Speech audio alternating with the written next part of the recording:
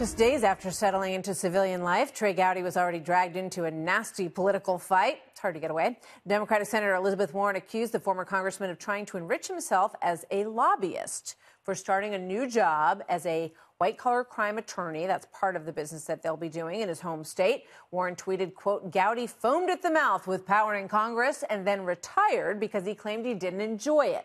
Now it's clear Trey Gowdy just wanted a fat lobbyist paycheck. That should be illegal." Here now exclusively, Trey Gowdy, former House Oversight Committee chairman, now a partner at Nelson Mullins Law Firm in South Carolina, joins me now. Good to see you, Mr. Gowdy. Thank you for being here tonight. You too. So you reacted to that on Twitter. Let's pull up what your reaction was to Elizabeth Warren. You said, "I'm not lobbying, not now or ever. Perhaps you were cracking open a beer when that was announced. Don't mind your criticisms. Just be more sensitive to the facts."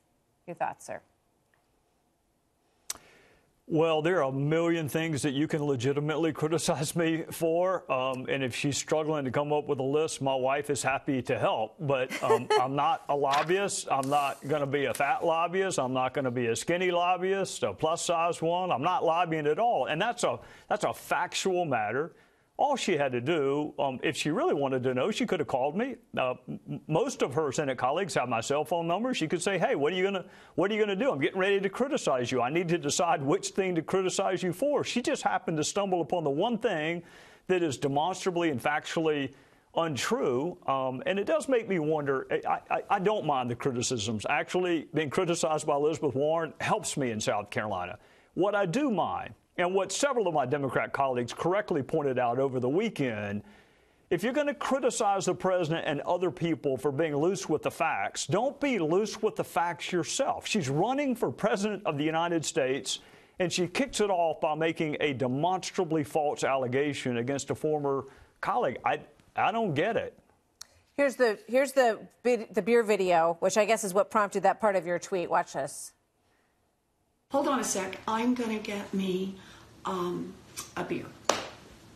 Hey, Glover, my husband Bruce is now in here. You want a beer? No, I'll pass on the beer for now. I'm going to pull a stool and sit down.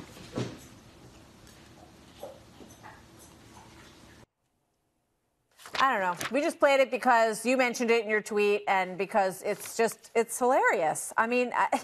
It sounded so natural. I was just struck by the authenticity and the naturalness of that. Wow. I mean, she says she drinks beer all the time, but I don't think she's probably not as Instagram savvy, perhaps, as some, but maybe she'll work on that as she moves forward in this. I want to get your thoughts on the border wall controversy, because from a legal perspective, we talked to Judge Napolitano before. Does the president have any legal right to declare a national emergency when it comes to the border?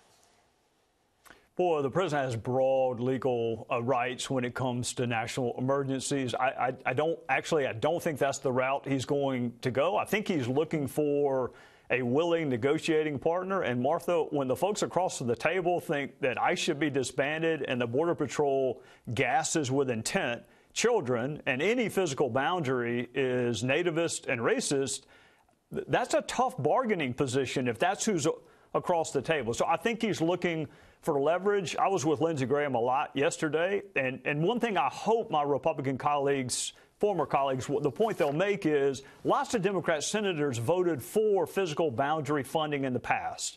What changed? I mean, are the cartels no longer an issue?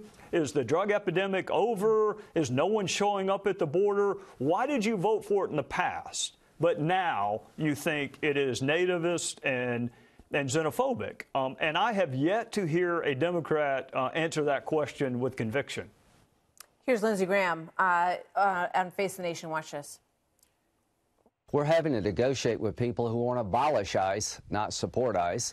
We're having to negotiate with people who see the Border Patrol agents gassing children rather than defending our borders as professional law enforcement officers. And we're negotiating with people who will give us $1 for the wall, even though it's immoral, and accuse all of us who support a wall as part of border security as racist. As long as the radical left is in charge, we're never going to get anywhere. The president will compromise, but he will not capitulate.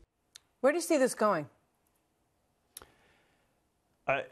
I don't see how it. I mean, the Democrats have said they're not going to spend $1, not $1 on a physical boundary, and I don't think President Trump and Mulvaney and my Republican former colleagues, I don't think that they're going to capitulate, to use Lindsey's word, and pass an appropriations bill that doesn't have funding for it. So that gets me back to, if you thought it was a good idea in the past, if you voted to fund it in the past, what has changed?